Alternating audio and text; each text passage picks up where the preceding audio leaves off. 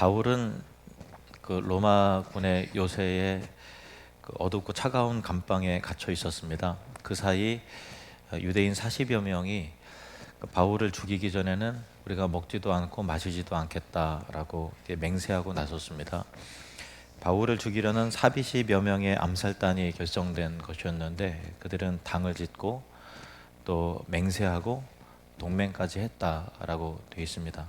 그 정도로 확고하고 적개심이 가득한 사람, 바울에 대한 적개심이 가득한 사람들이었습니다. 그리고 자신들의 그 결의를, 확고함을 다른 사람에게 증명하기 위해서 바울을 죽이기 전에는 우리가 먹지도 않고 마시지도 않겠다라고 맹세까지 했습니다. 그 유대인들이 갖는 맹세는 우리가 보통 하는 그런 장담하는 그런 정도가 아니라 굉장히 신중하고 중요한 가치를 가졌습니다. 하지만 그 바울을 암살하려던 그들의 계획은 수포로 돌아가고 말았죠. 한 청년인 그 바울의 조카가 그 일을 우연히 듣고 바울에게 달려가서 알렸고, 또 결국 로마군의 천부장이 바울을 그 이야기를 듣고 긴급히 총독 벨릭스가 있는 그 가이사랴로 이 바울을 보내기로, 호송하기로 했기 때문입니다. 제가 오래전에 이 본문을 읽으면서 그 청년 시절에 이런 생각을 했던 기억이 나요.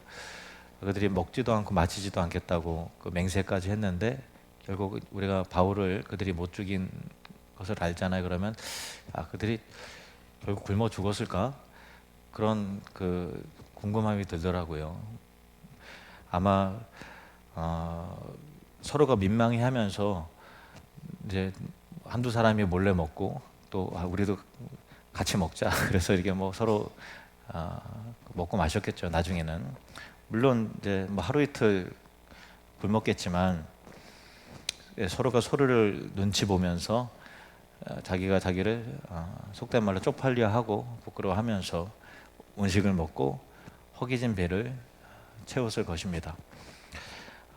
이것은 단순한 해프닝이 아니라 인간의 무능과 한계와 어리석음을 고발하는 내용이죠.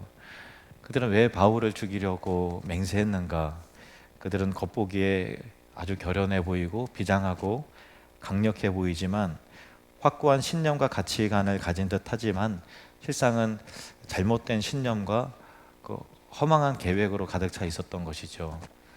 그들은 자신들의 그 계획을 반드시 성취시킬 만한 그 능력이 있고 이 모든 그 상황을 통제할 수 있다고 생각을 했던 것이죠.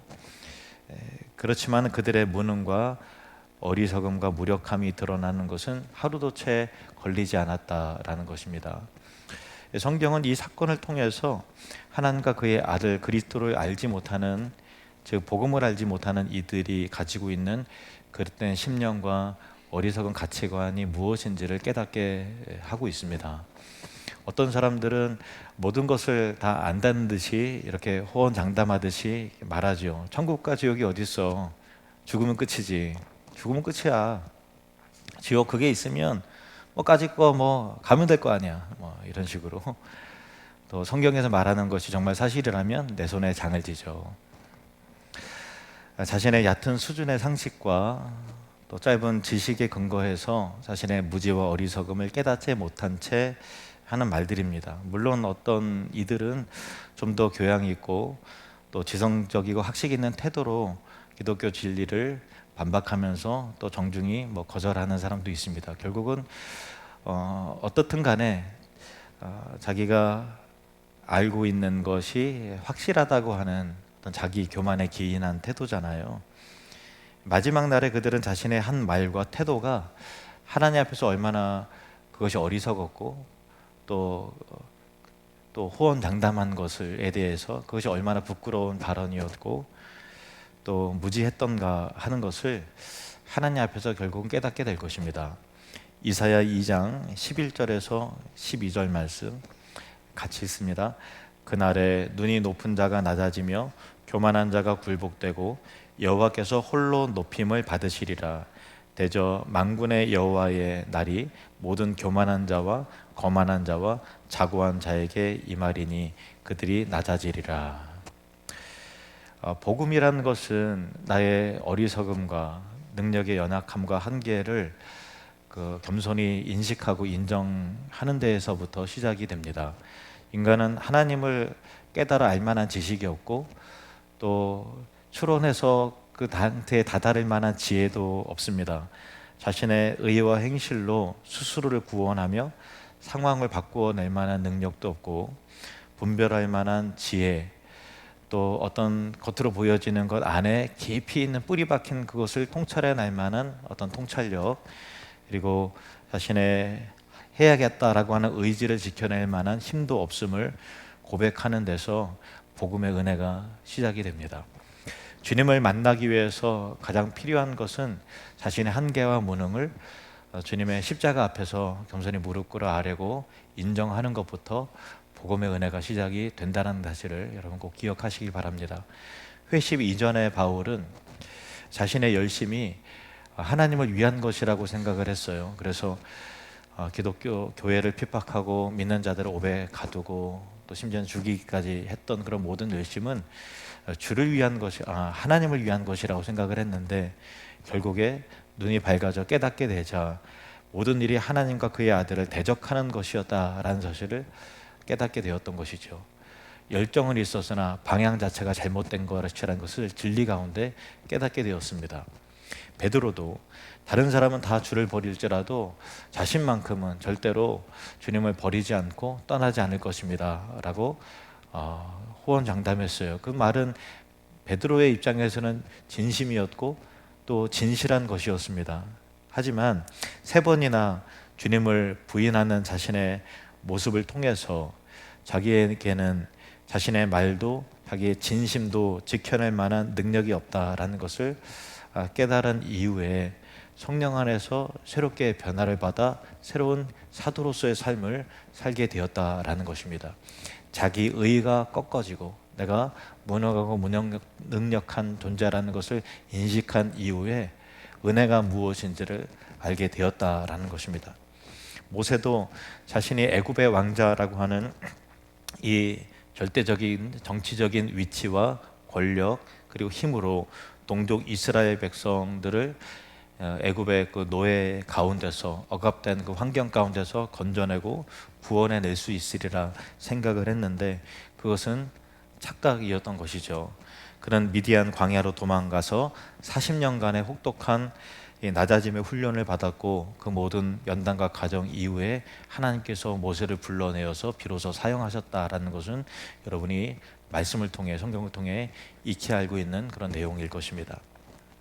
복음은 아무리 자기 자신을 두드려 봐도 스스로에게서는 아무런 선한 것도 의로운 것도 또 공로와 능력이 나오질 않으며 오직 하나님의 은혜와 능력과 사랑이 내게 부어져야만 내가 건짐을 받고 구원받을 수 있고 나를 바꿀 수 있다라는 것을 인정하고 고백하는 것입니다. 성경은 우리 인간의 본질의 됨됨이의 그 어리석음과 그 죄악됨에 대해서 분명히 선언합니다. 로마서 3장 10절에서 12절 말씀.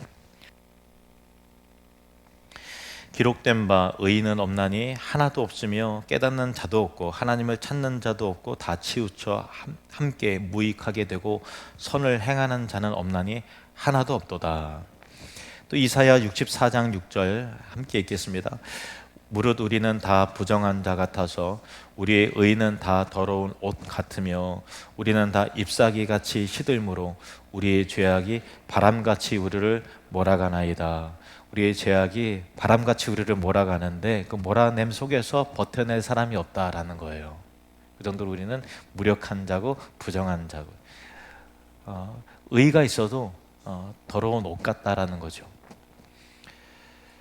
우리 스스로는 이처럼 구원에 아무런 가능성이 없기 때문에 하나님께서 그의 사랑하는 아들 독생자를 우리 가운데 보내주셔서 우리를 죄악과 사망과 지옥의 권세로부터 우리를 건져내어 구원하시는 것입니다.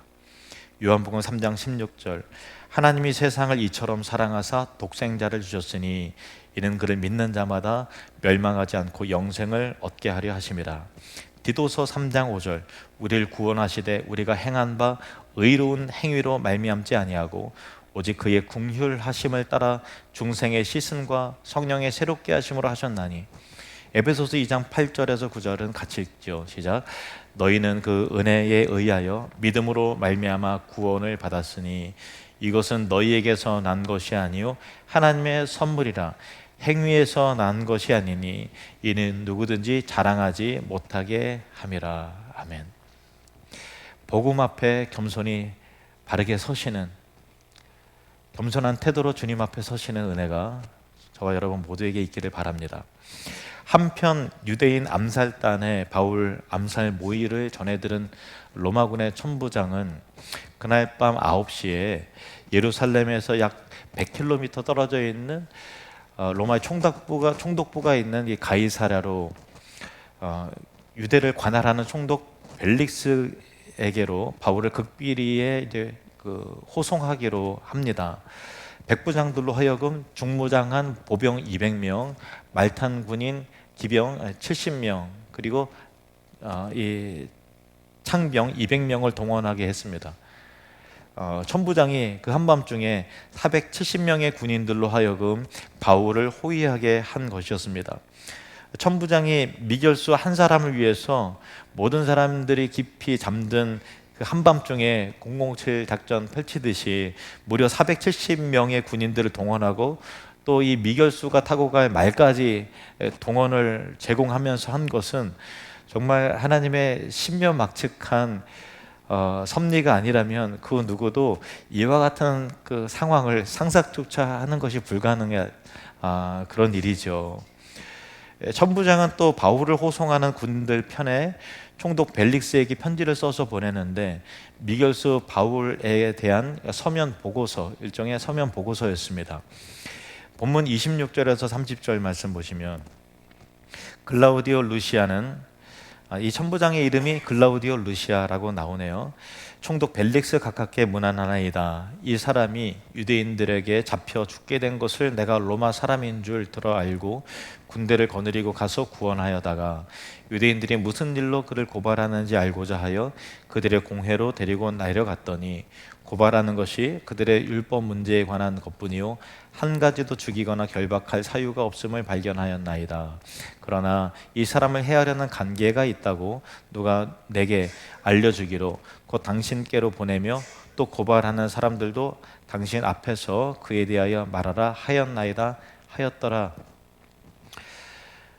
이 천부장이 총독 벨릭스, 글라우디오 루시아가 총독 벨릭스에게 보낸 서면 보고서가 성경에 이게 기록되어 있는 것은 그 이유가 있죠. 이 서면 보고서를 통해서 우리가 이 상황에 대해서 좀 중요한 힌트를 얻게 됩니다. 이 내용을 크게 세 단락으로 구분해서 정리할 수가 있는데, 첫 번째 단락은 유대인들에게 죽게 된 바울이 로마 시민이라는 것을 내가 미리, 천부장이 미리 알고 군사를 데려다가 그를 건져냈다, 구원해냈다라고 하는 건데요. 근데 앞서서 그 사도행전 설교를 미리 들으신 분들은 다 아실 거예요. 이건 사실이 아니죠. 천부장은 성전에서 소동이 일어나니까 그 진압하려고 군사들을 데리고서 갔던 거예요.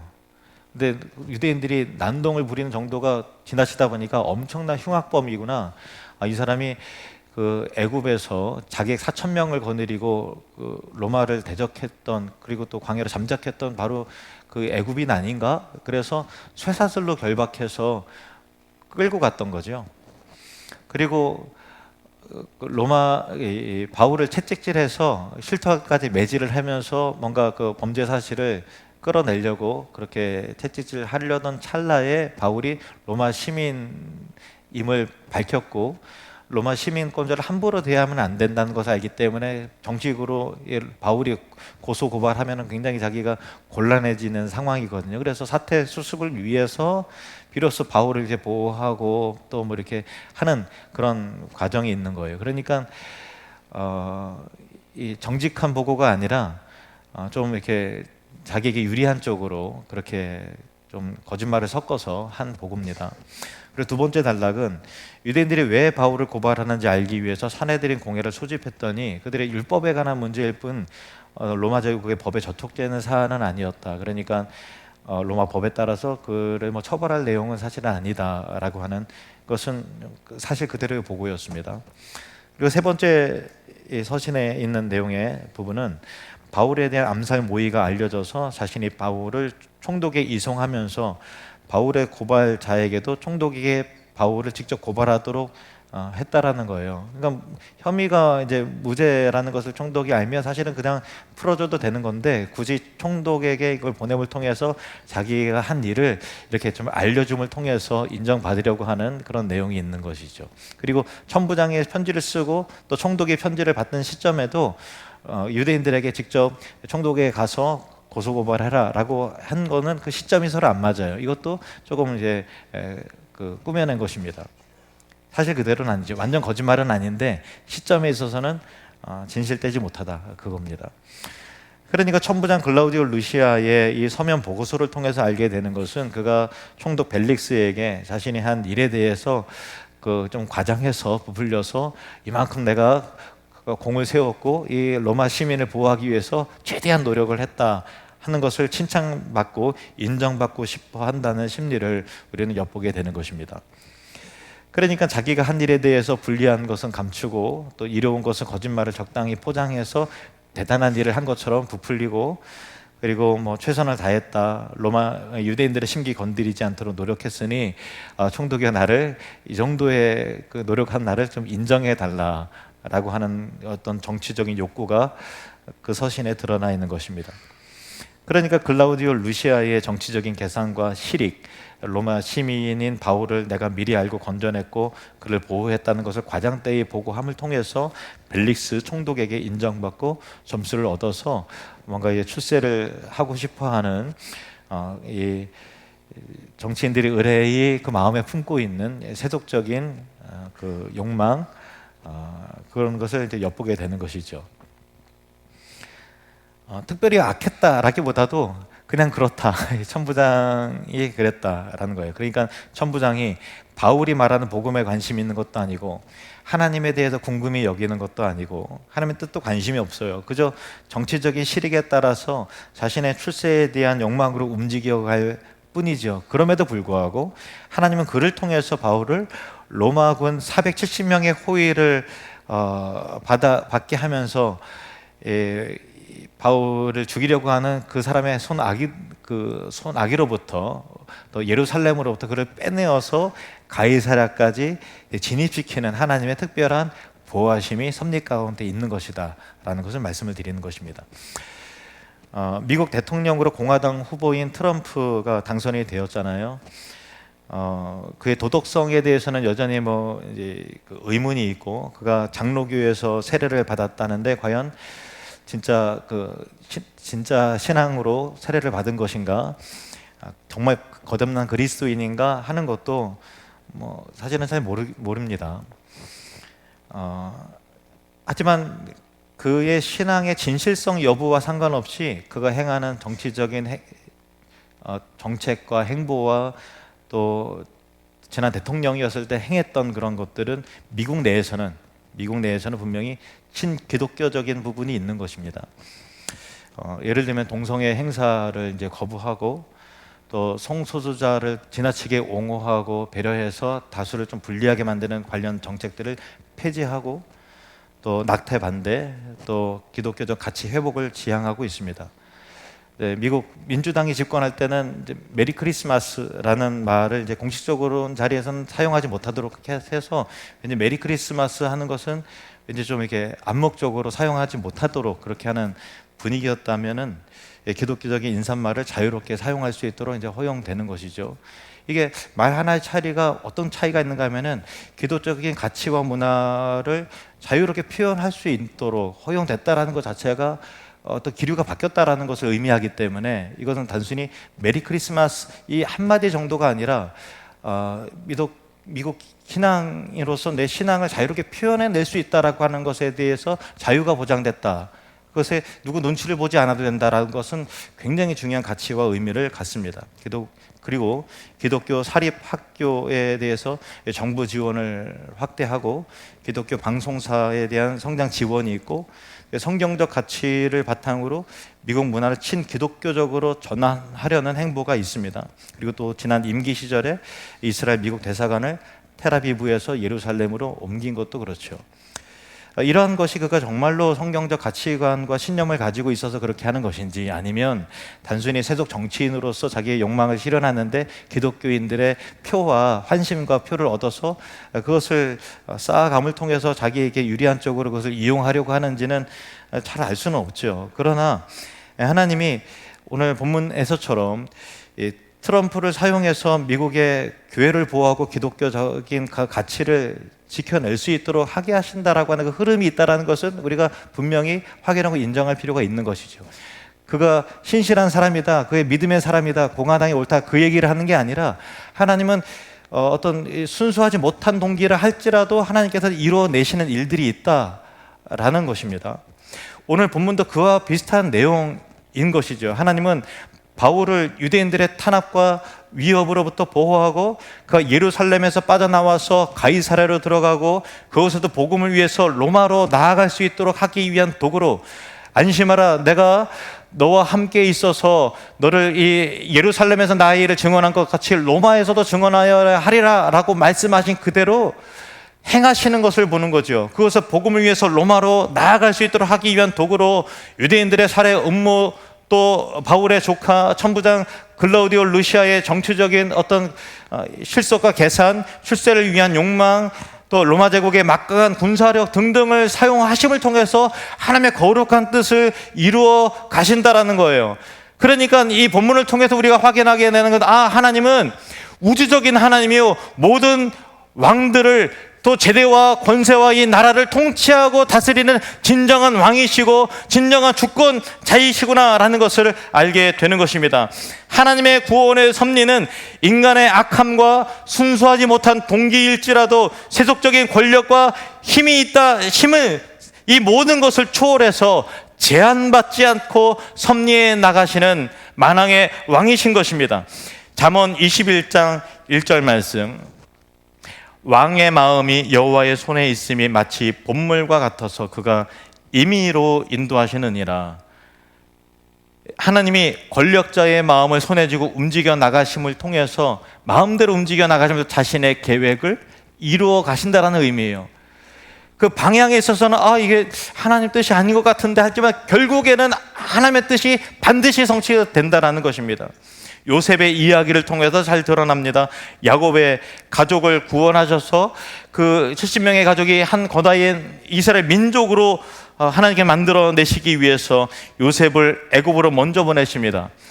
그를 총리로 만들어가는 그 과정 가운데 여러 가지 인간의 악함과 인간의 연약함 등이 여실히 드러나게 되죠.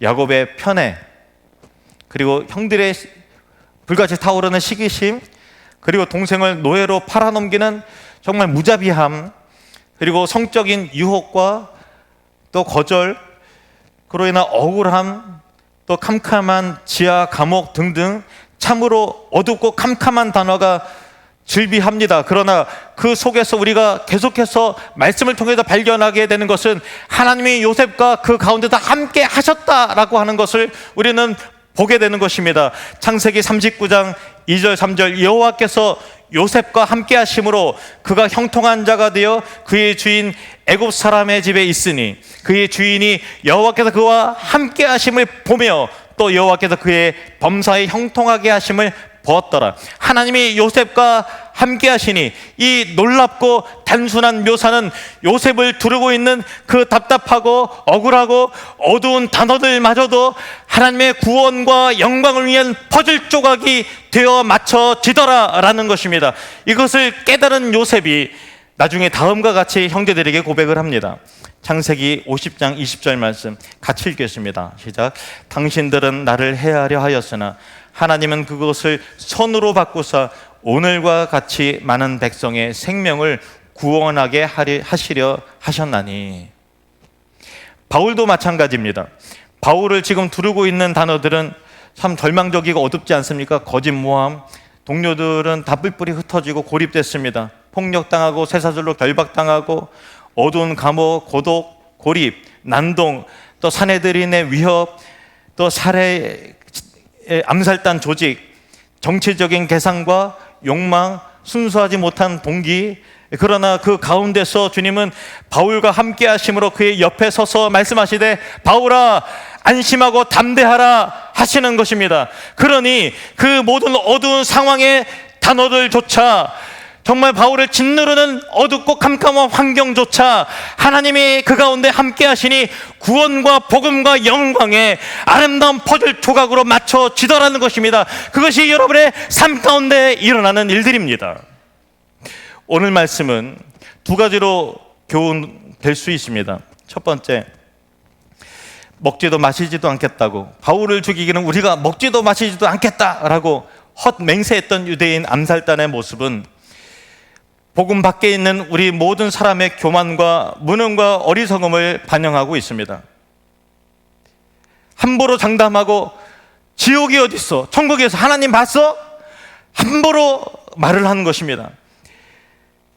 인간의 교만과 헛된 맹세는 결국 무너질 수밖에 없습니다. 구원은 인간의 유한함, 죄성, 무능과 어리석음을 하나님 앞에서 겸손하게 인정하는 데서부터 시작이 되는데, 십자가 앞에서 낮아지고 십자가 앞에서 겸손한 무릎 꿇는 주의 성도들이 되시기를 주님으로 축복합니다. 그리고 그 위에 여러분의 인생과 영혼 위에 주님의 의로움과 은혜와 자비와 긍휼과 지혜가 임하는, 하나님의 은혜가 덧입혀져서 살아가는 거룩한 신자의 삶이 되시기를 주님으로 축원합니다.